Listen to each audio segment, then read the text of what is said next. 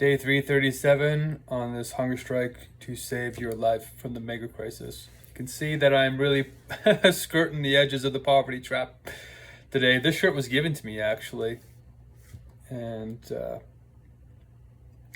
was a beautiful gift as people are trying to look out for me as I've lived my whole life in service to the truth, to care, love, and to try and do something about the mega crisis that we are finding ourselves in now. I suspected as a child that we were heading in the wrong direction as a society because I was born poor or on the poverty line, but in one of the wealthiest nations in the world. So it was a strange contradiction. It was a juxtaposition between being very privileged worldwide, but within the country being the least privileged.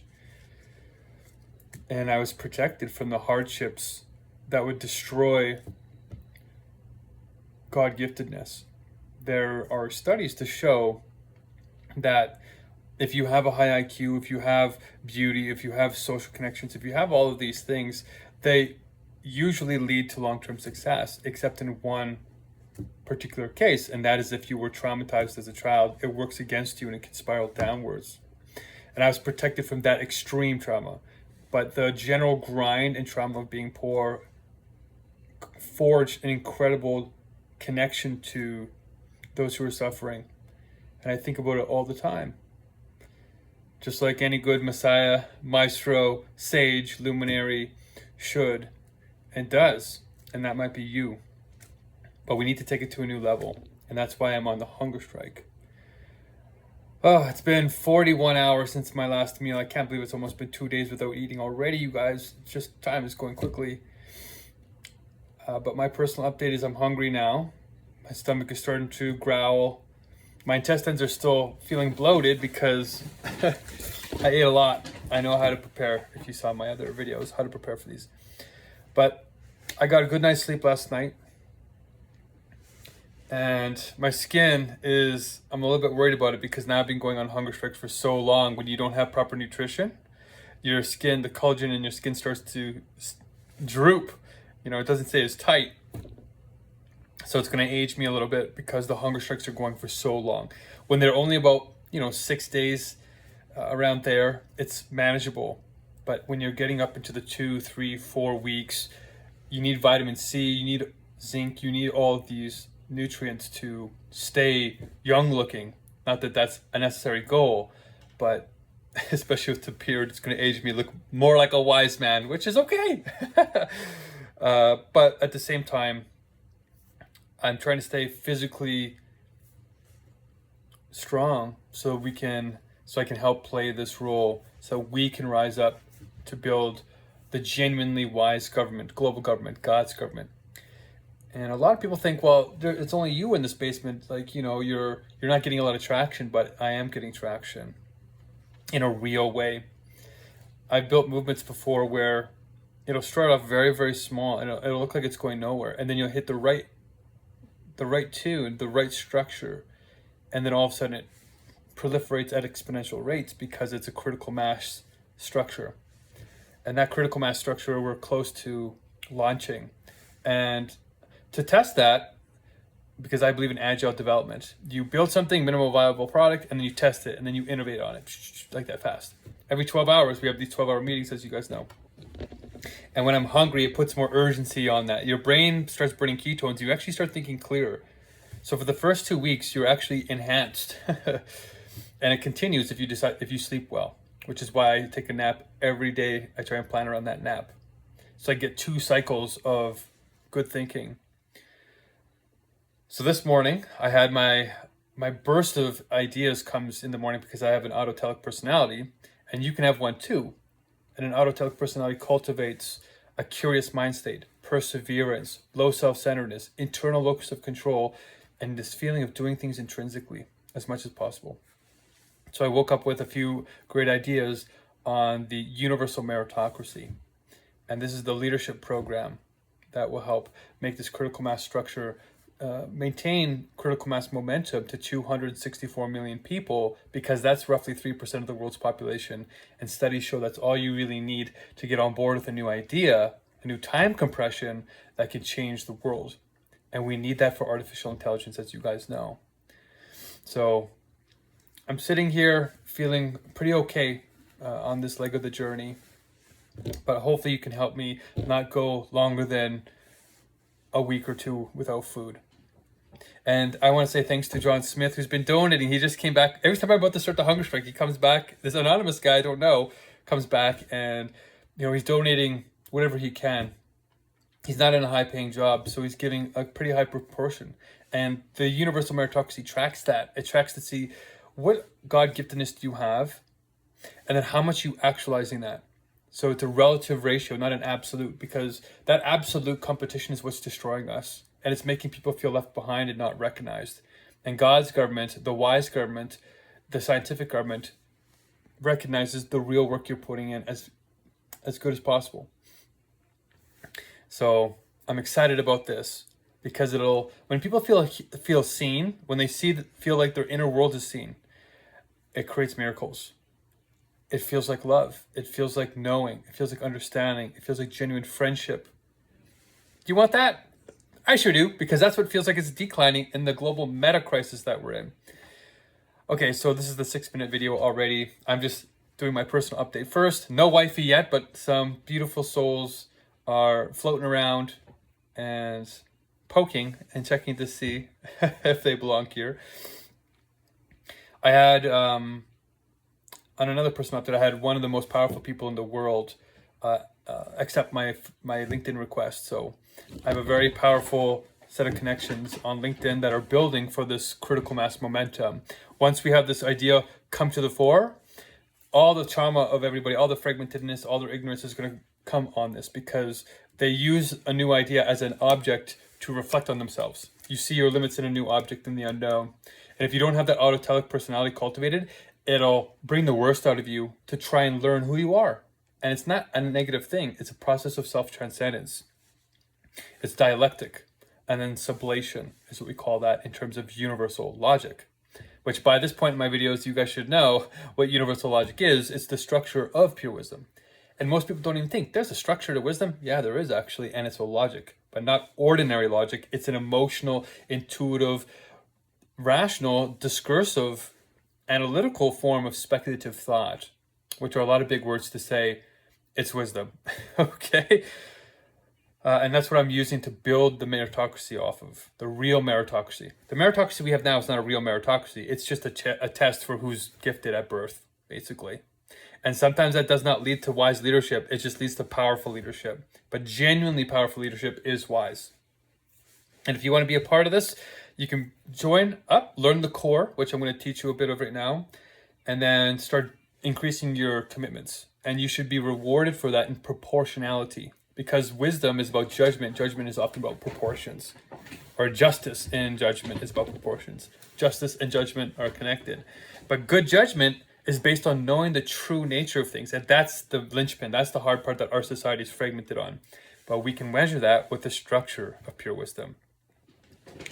Okay, world news. The core emergency that we're in, this Megacrisis, is Iran and the Strait of Hormuz and Trump are really putting pressure in the world, to the point that Canada, my country, is going to Ukraine and in the Russian war with them, and saying that it's okay, like we're soothing nerves because Trump is putting pressure on NATO to get their butts in gear to fight the real war. Because if things stay the same, China's going to take over.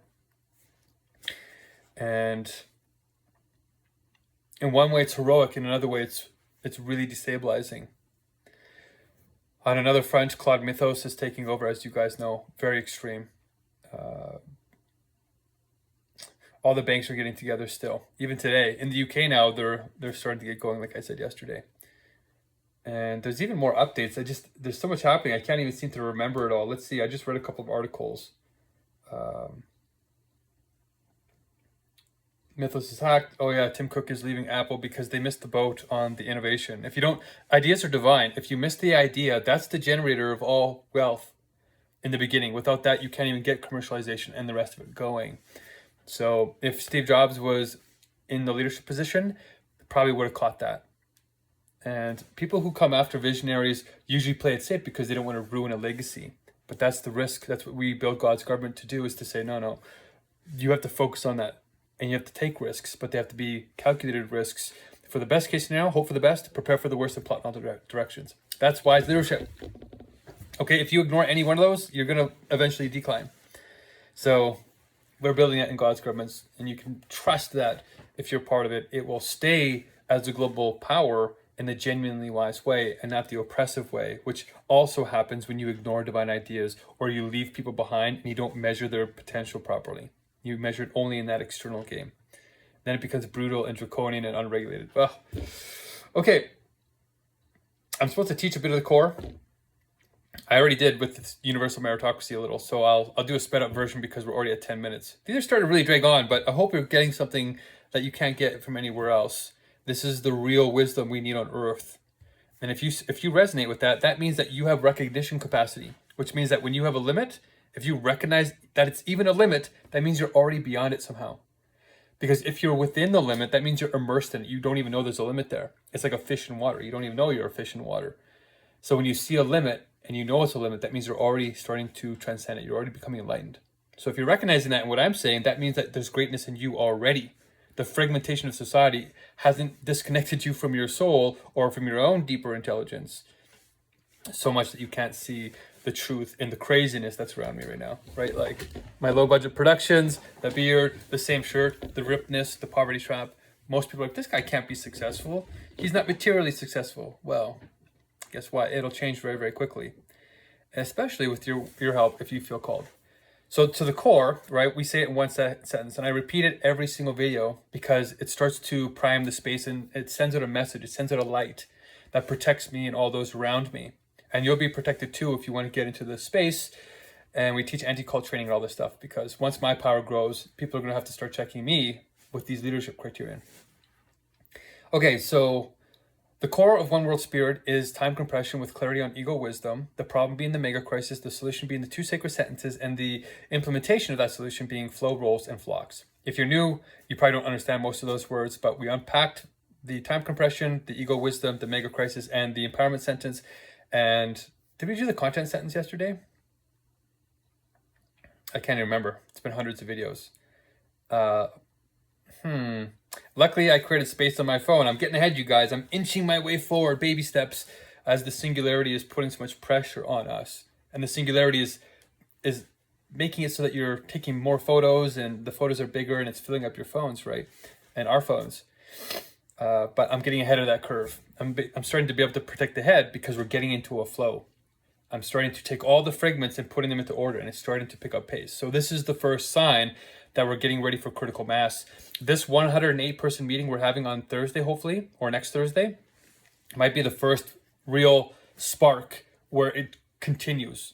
And it might burn out, and we might have to do one more big hunger strike. But after this, I suspect in the next month or two, we'll have hit our stride, solved enough of the problems, and it'll start to regenerate.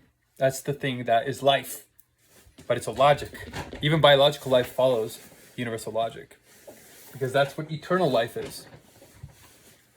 Okay, so we'll do the content sentence. One World Spirit is our inner government with the ultimate goal of flow states for all using universal logic.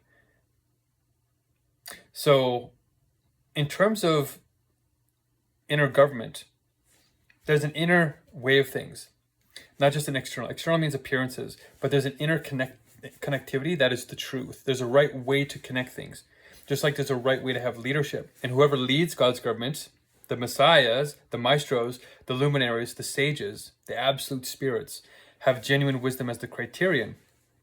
And this way, anybody that comes into the structure feels like they're in the right place at the right time, and they experience flow state, because that's the highest good and service a government is supposed to provide. But good leadership, bad leadership prevents that. It has you fragmented and disjointed. So there's always this, it's not friction in terms of always learning, it's a friction in terms of misplacement or misalignment. And we're experiencing that with AI. But a whole governance structure can be like that. And that's where you get tyrannies or totalitarian governments in the wrong sense, or you get dictatorship in the wrong sense. Benevolent dictatorship is one of the best forms of government. But how do you make sure the leader is benevolent? How do you make sure I'm benevolent? And that's why the meritocracy is very important. The universal meritocracy, not to be confused with the dead meritocracy, the external kind. So we're building everything off of this internal order, and because it's a logic, we can structure it and we can measure it without killing it. Okay? Not dead system relevance, living system relevance.